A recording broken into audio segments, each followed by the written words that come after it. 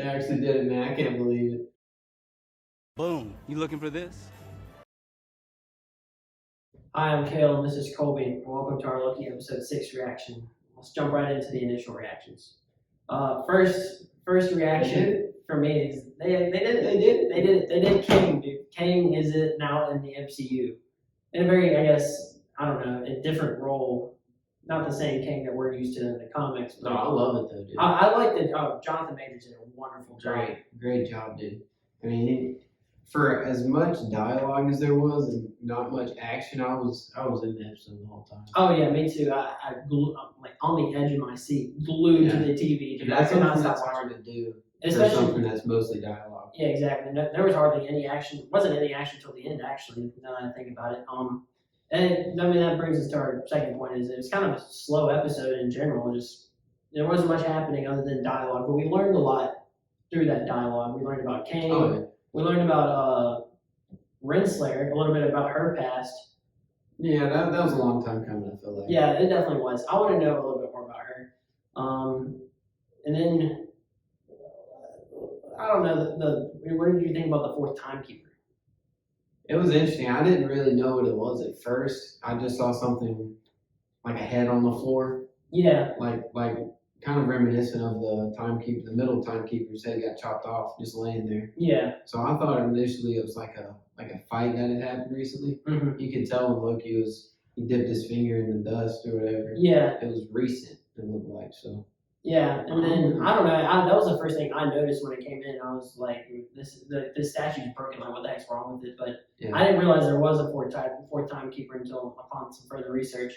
And like we said earlier, and one of my initial reactions is Jonathan Majors as King did a phenomenal job. I mean, just his demeanor the entire time, like he just flippant kind of.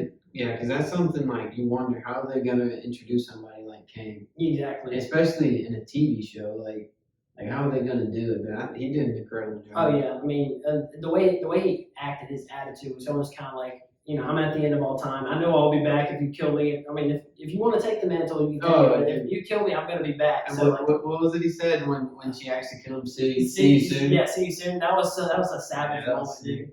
And then another initial reaction that we both had is good Loki. What is Loki a good guy now? I fully believe he is. I think he is too. I mean, that speech he gave at the end about wanting to make Sylvie make sure she was okay. I mean, clearly he cares about somebody, and then he got, of course, yeeted. But I mean, it's still kind of sad. But I think he might be a good guy now. Yeah, I think he's made the full turn. Yeah, kind of like he did in Ragnarok. Yeah, for sure.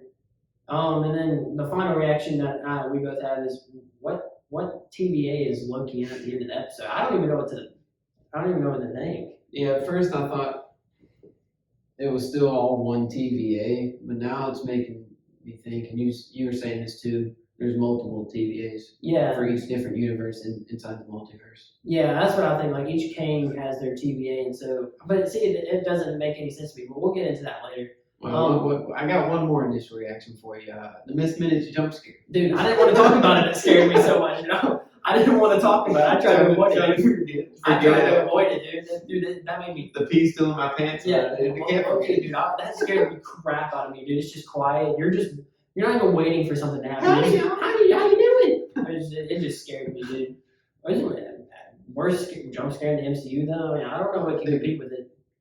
Yeah, not off the top of my head. I can't think of anything to compete with, dude. Black Widow had a jump scare for me, dude. But I mean, you were right there. But let's jump right into the episode recap. So the episode opens with the Marvel title card covered by audio quotes from various MCU characters and real life people as well toward the end. But we heard quotes like "Wakanda forever." Yeah, it was interesting. I think they threw one in from Vision that he quoted from WandaVision. Oh, really? So that must have been pretty. I could be wrong on that, but I'm pretty sure I heard something from Vision that was from WandaVision. Yeah. And so they put that in there pretty quick. Yeah, they did. Because that just finished, and Loki had probably been filming for a while. So. Oh yeah. And then next we see that the multiple universe. We then see multiple universes next to each other, all collapsing to create a central ball, which explodes and narrows into the timeline surrounding the Citadel.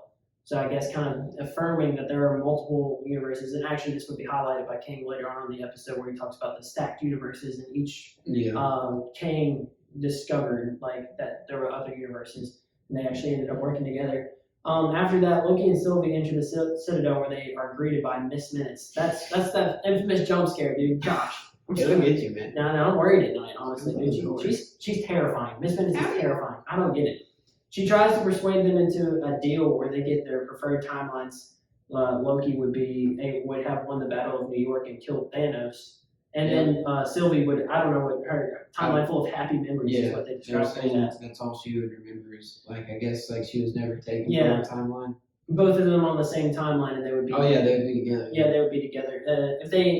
So they would get these timelines if they were to just leave this whole mystery alone, but eventually they refused. They didn't want any part of that. And I wonder if that was real because eventually Kang, I guess his name wasn't really said in the episode, but I guess we're calling him Kang. I'm calling Kang. He said it was a test. Like, why did you do all this? Yeah. If it was all supposed to happen, why are we here? He said it was a test. Like they had to do all those things to get to there. So I'm wondering if them saying no to that was a part of the test. Yeah, probably. Yeah, I can actually see that now that I think about it. So they walk past Miss Minutes and they enter the corridor, approaching statues of the timekeepers, and mysteriously one is toppled and broken. That's what we were talking about earlier. Apparently, this is a fourth timekeeper, but we don't know who it is. So there weren't any hints. A possible love interest for Kang? Maybe. And I've heard rumors that it could be a Renslayer-esque type. Yeah, and then there's bad blood, so he just destroyed the statue. Didn't want to see it no more. Maybe. Bad memories. I don't know who else it could be. Unless there was a battle there and that was just a casualty of it. I think it's Stan Lee, dude. If they had a Stan Lee cameo, it could be. No, they wouldn't have broken it. That's true, yeah. So after that, Kang opens the elevator doors as they're standing in that corridor. He takes them into the pinnacle of the Citadel, where he tells them about his history as King the Ruler, or he just says the Ruler and the Conqueror, as well as He Who Remains. So apparently, Kang originates from the 31st century, and there are multiple versions of him in a stacked universe. And so there were evil versions, and then he was like the one decent version.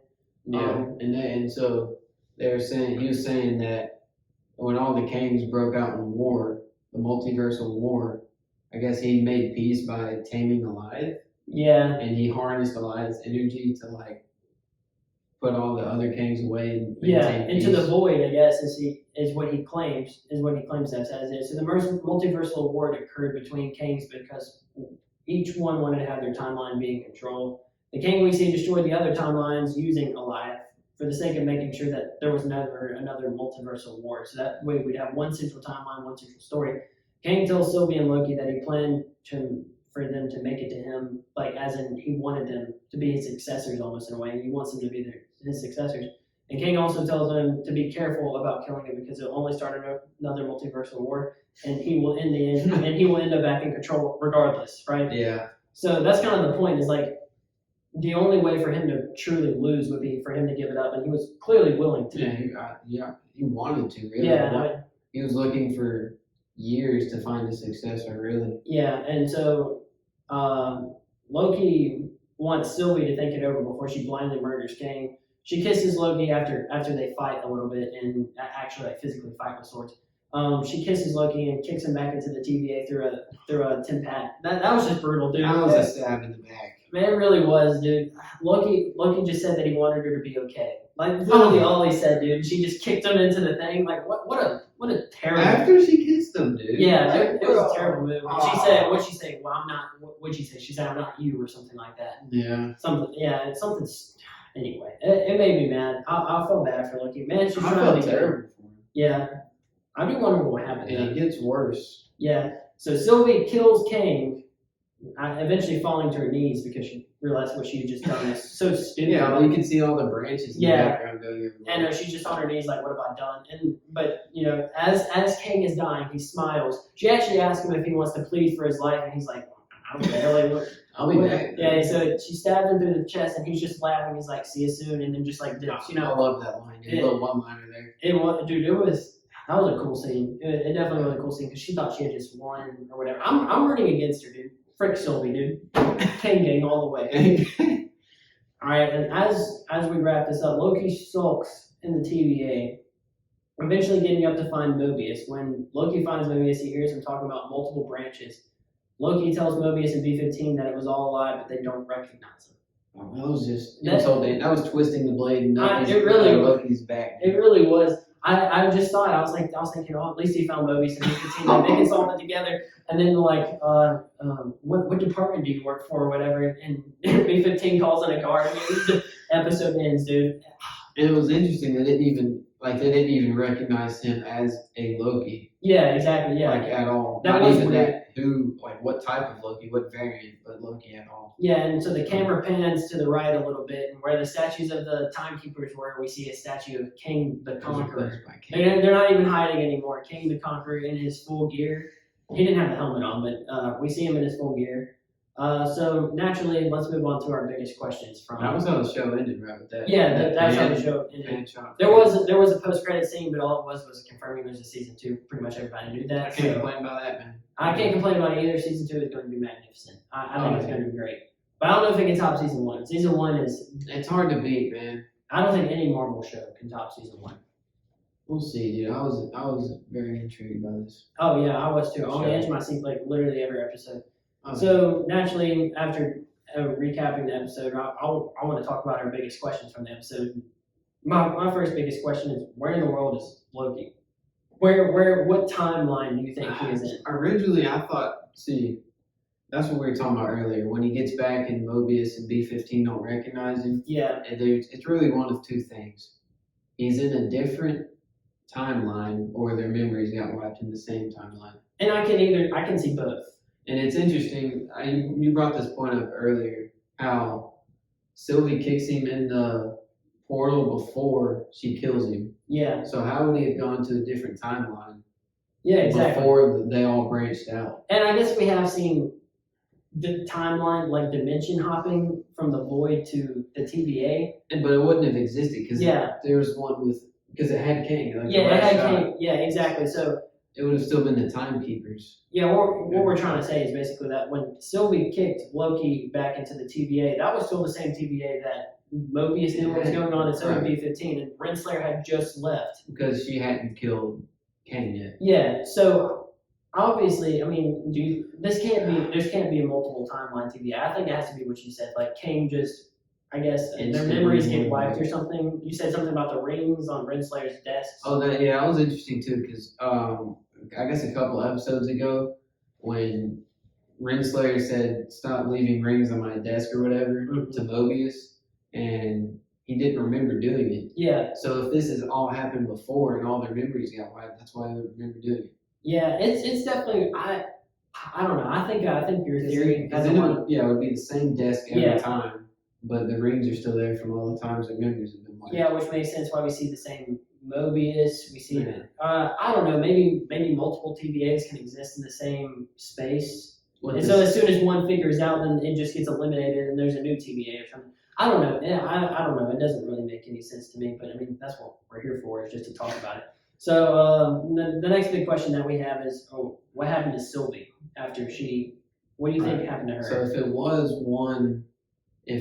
I think if Loki did go back to the same timeline that we know and love with Mobius, the jet ski man himself, that she must have just gotten wrecked by the next king, dude. Yeah, dude, and I'm honestly kind of glad, dude. She deserves it. She deserves every single bit of it. But if it's multiversal, I could see her still being there somehow. Yeah, I mean, but what's her goal? Do you think she'll assume the throne if she didn't get taken down by the king and it wasn't a multiversal thing? Do you think she wants to assume that throne? I guess. I think what she really wanted was just to kill him, really. Yeah. That was like she wanted to get back at who took her from her childhood. Yeah. I don't think she was really that thirsty for the throne. So then, I guess nobody's in charge anymore. Because she looked like after she did it, she didn't, like you said, she fell to her knees.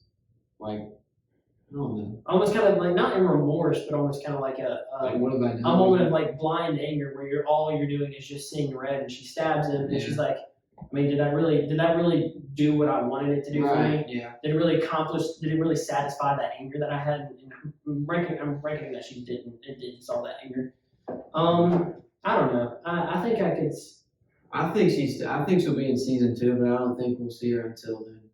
Yeah, no, I don't think. Maybe as like a prisoner of one of the kings or something. Yeah, unless she got killed. I mean, yeah, unless she got killed. But or maybe they pruned once the kings got back in control, they pruned her to a different timeline or something. Yeah, I mean, I'm personally ready to see Warrior King, dude. Like King the Conqueror, man, he's gonna be something. He's gonna be something to deal with, dude. It's sad that we don't have like an Iron Man or a Cap in the MCU anymore, but it would be cool to see him, especially Iron Man up against each other. Especially Iron Man. All right, so the next question that we have is this timeline King telling the truth about him being this kind of almost benevolent. We've been here before. Wasn't this one of our questions on our last video? It was Renslayer telling the truth. Yeah, exactly. We believed her for a while. Yeah, we did. And it turned out she was just trying to get to Sylvie. Yeah, trying to trick her. Yeah, I mean, see, I don't know. Like everything you said makes sense. I believe you, honestly. I think I believe him too. And I don't know. It's just hard to say because if there were. Loki did believe him, and Loki. I mean, yeah, that's true. Loki is like the king of liars, I guess. But so I think he is telling the truth. Maybe, yeah. I think he could be telling the truth. Yeah, and then I mean, what? And he did admit to lying about. He said he knew everything that was going to happen. Yeah, but it got up to like this threshold. He called it a threshold. Yeah, and so we're wondering. One thing that we were wondering. This is an aside from what we're talking about right now. But one thing we're wondering is where this is in relation to Avengers Endgame. Because if you remember, Loki got kidnapped or taken by the TVA during the time heist, toward the end of the time heist, actually, in Avengers Endgame. Right. So I guess chronologically, if this is a couple days later, we're looking close to the final battle in Endgame. Maybe when Stark snaps. And so maybe that threshold, like you said, was when Stark snapped. Maybe that was the end of the threshold. And so King did not know what was going to happen after that. Yeah, that's what I think is the most likely thing, since we don't know much about it. Yeah. Like after the snap, Iron Man snap. Yeah. That's when he crossed the threshold or whatever. But it is interesting in WandaVision. I guess it was a post-credit scene in the last episode, the finale, where she's levitating, reading through the book, and she hears her kids. Yeah. And that was I can't remember how far after Endgame, but if it happened then, and when the multiverse got erupted again, and that's how she heard her kids through the timelines, it would be further. It would be after. Which also puts her in a good, a high position as a Nexus being able to I guess sense things from other universes that most people wouldn't sense. But I think King is telling the truth. I think. Well, I mean, what reason does he have to lie? I mean, it's not like they were going to kill him anyway. Like they couldn't have killed him with it. Why would he have let him get there? Yeah, exactly. If he really could have stopped it. So I don't think he was lying. Especially about him being kind of like this benefactor for the entire universe as a whole, like him keeping things in check. You almost kind of can understand why he did it, but also at the same time he's still kind of a dictator in a way. Yeah. So it's kind of like the Thanos situation where some people were able to understand why he was doing what he's doing, but still not agree with it. So I'm kind of right there with King. But I mean, why is this King so benevolent though? I feel like he was when the multiversal war was breaking out, and he saw, because he said he was scared of himself. Yeah. What are you scared of? He said me. Yeah. I think he was he knew all the harm that would happen if things kept progressing with that war. Yeah. So he harnessed Goliath to try to stop that. Yeah, seeing he saw. I would imagine if he's seen multiple versions of himself, kind of like with Loki's, you see the best of yourself and you see the worst of yourself. Yeah. So, and he probably saw the worst of himself as this ruthless dictator, and was I may not be the best person, but at least I can stop this guy. That's true. Kind of like an anti-hero type thing, but still kind of not in a very good position as a hero. He's doing his job, but is he really doing it the right way? Is ultimately my thing. But I guess that's why he is scared of himself, and so he's trying to protect others from himself, which ultimately Sylvie is going to bring about the destruction, I guess, of the MCU as we know it, maybe, if he's really that powerful. See you soon, dude. Yeah, see you soon. A savage line of the century. All right, the next question that we have is what title or what movie / show title will we see Kang in again? I think if we're gonna, the next movie that has a chance is Multiverse of Madness. Yeah. But if not that, then we know he's in Quantumania. Oh, for sure. Yeah, already been confirmed for Quantumania. No worries about that. And season 2 of Loki as well. I think he might not he will be in No Way Home, Spider-Man No Way Home. But if Andrew Garfield and Tobey Maguire, Right. and that's a good point. Like he could be in that one. I guess like as a reference, by the multiverse splitting into to different branches, like he could be in that. That could be our first. We already know Doc Ock and Elektra are confirmed for that movie. Those were 2 different timelines. Yeah. That was a villain from Maguire's timeline and a villain from. That would be sick though. I feel like we might be getting references to Kang's existence and the multiverse and everything. Though. Yeah, kind of like with Thanos, how you'd see bits and pieces of him. Like we saw him in Guardians of the Galaxy, we saw him in Avengers, we saw him in Avengers 2. But we did not see Thanos until Avengers Infinity War. Yeah, exactly. That was a sick line. Honestly, kind of seeing him in Guardians was pretty cool too. Him talking to Ronan. And the last question that we have is, what timeline are we seeing at the end of the show? I don't know. I guess it's kind of the same question as before, but overall, where in the world are we timeline wise? I guess we're seeing multiple timelines because it did show fracturing almost. Like, it wasn't just branching, it was fracturing. Yeah, it looked like the sacred timeline was no longer a sacred timeline. Yeah, exactly. It looked like there was a bunch of timelines that were the same thickness on that radar or whatever. We're definitely not, at the end of the show, I'm hard pressed to believe that we're in the same timeline that we were in. Yeah. I don't know, I can see both ways. Because I can see your point about the TVA just having their mind wiped and now Warrior King has taken over. But I also see a point where maybe it's an alternate timeline with another TVA, since that branch timeline was never cut off. That's what I was thinking for sure. And then when we saw movies, I was kind of like, okay, well, their memories got wiped. Yeah. We didn't recognize him, but yeah, I mean, it could be just a totally different timeline. There's a lot of things. I think ultimately the thing, though, the portal thing, him getting taken back, I think that's the biggest clue. That's what's hanging me up on that. I think that's the biggest clue to the fact that they are still on the same timeline with memories wiped. I mean, because how would he have gotten to a different timeline when it wasn't there yet? Yeah, exactly. The sacred was still intact. So now we're going to move on to another section, Easter eggs. There weren't many Easter eggs in this episode. Not really like big ones. It was mostly dialogue. Yeah. Which I'm fine with. Yeah, me too. Kang mentions the Citadel, which is it's in Chronopolis, kind of like his house. That was like our first. Yeah. Once they said that, you knew it was we King. Looked at each other and was like, you knew it was King because the Citadel's from the comics, commonly referred to with King. And then King, they ask him what are his names, like what does he go by, and of course he doesn't reveal himself as King. They don't want to drop that bomb on the show, but he calls himself the Ruler, the Conqueror, as well as He Who Remains, which is actually another person in the comics, but still. They're kind of bridging the two together. I guess they're saying King, I guess, is He Who Remains. Yeah, exactly. Which I'm okay with that. Yeah, I'm okay with it too. I mean, who else would that? I mean, I don't know. It makes sense. Yeah, it does make sense because he is kind of in the Marvel comics. He is in control pretty much all time. Like, I guess aside from the people who are like I guess they would call them the deities or whatever that are in control all the time. But like as a regular person, I can't get over it, man. We got King, bro. Yeah, we did get King, and they show. I still can't believe it. I mean, he's just sitting there, bro, on that swing or whatever. Yeah, I see. Imagine if they had revealed Thanos in Agents of S.H.I.E.L.D. or something like that. I guess this is a bigger scale though. Like this has been marketed like never before though. But still, it's crazy that and King. I mean, he might be the next. He probably will be the next Thanos. Oh yeah. So it's huge that he was in the show. In this show. Yeah, and so here's the fun part. The final predictions and the big ramifications on the MCU.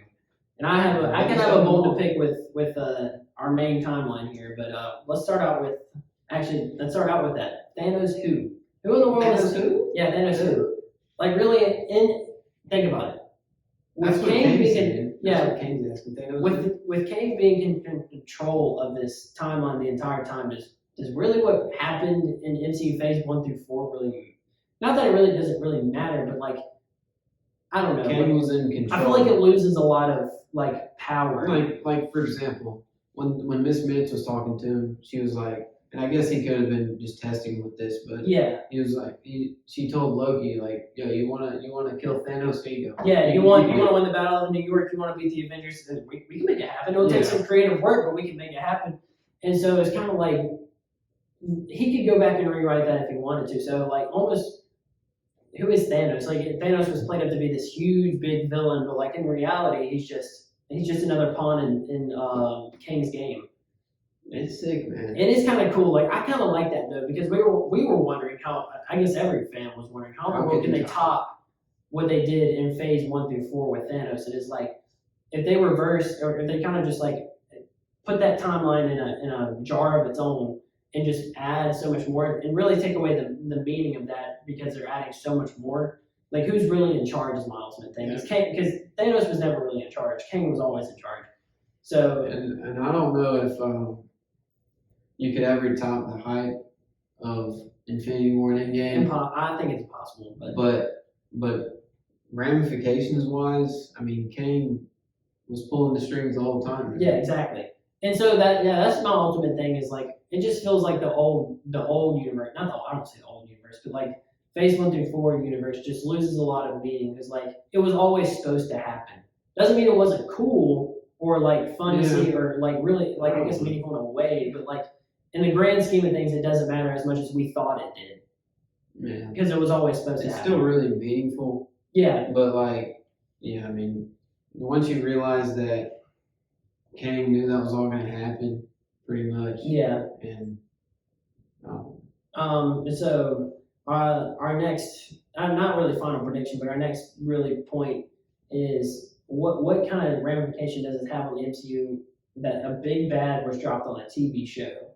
It's huge. I feel like things are kind of headed towards streaming. At least TV shows. I hope movies don't do that. Yeah, I feel like they offer it for $30 or whatever. Yeah, not for premiere access, but I feel like TV shows are basically they're gonna get to the point where they're as hyped up as movies are because the budget for them is already huge. Oh yeah, exactly. Like this shows to me that the TV side of the MCU is legit. Like they are dumping money into it. They're fully committed to making sure it's got the best story, the best like CGI, the best actors. Like they're not having any budget cuts there. See, I can't think of a time this has ever happened where someone like a villain that big has been dropped on a TV show. Yeah, I mean, I have no idea. Dude, it would be like if like Snoke or something or whatever was on Mando. Yeah, exactly. Or like that wouldn't work canonically, really. But, or I guess it would. Like Darkseid was on Batman. You know what I'm saying? Like something, which those are different universes, but you get my drift. Like you just wouldn't do that, especially since the main reason is not a lot of people are watching the TV shows as much as they're watching the movies. Right, because you gotta have the streaming service to watch the TV show, but a bunch of people just like, hey, you wanna go watch the movie? Yeah, exactly. Right. It's different paying for it one time versus paying $7.99 a month, which for what Disney Plus offers is very unbelievable. Yeah, but the stuff we got coming out. Oh yeah, we got Moon Knight, we got Miss Hawkeye. Oh yeah, What If? I'm actually really excited for Hawkeye after the Black Widow post-credit scene. That's true. Yeah. She's confirmed to be in that show, isn't she? Yeah. Yeah. Yelena Belova or whatever. Yeah. Yeah, she's confirmed to be in it. And our final prediction, our only prediction, we kind of mentioned this earlier, is that we won't see Kang much. Having him be revealed in a TV show, we won't see him much until either season 2 or Quantumania. Yeah. I don't think he'll be a big part of the MCU until then. Yeah, I feel like they're gonna do like they did in the first 3 phases and build up. We need to get character development from Shang-Chi, Yeah. Fantastic Four, the Eternals, and then they'll all team up and have to fight him. Yeah, for sure. And I mean, it's going to be an interesting fight, seeing Kang's power set. The fact that he can control time in a way, and his suit is from like, at least in the comics, his suit's like from the 40th century. Like it's got some kind of force field that can literally take a nuke point blank. So it's very interesting to see. I think Doctor Strange is his biggest threat, though. 100%. Doctor Strange and the Multiverse of Madness will reveal, I think, to us who the next leader of the Avengers is, and I think it's going to be Doctor Strange. Yeah, I think he'll be calling the shots probably. Oh yeah, 100%. But so that was Loki episode 6, the series finale or season finale. My bad. We got one more season. Yeah, we got at least one more season. It was very good. We enjoyed it. Hope you enjoyed it. And that's it.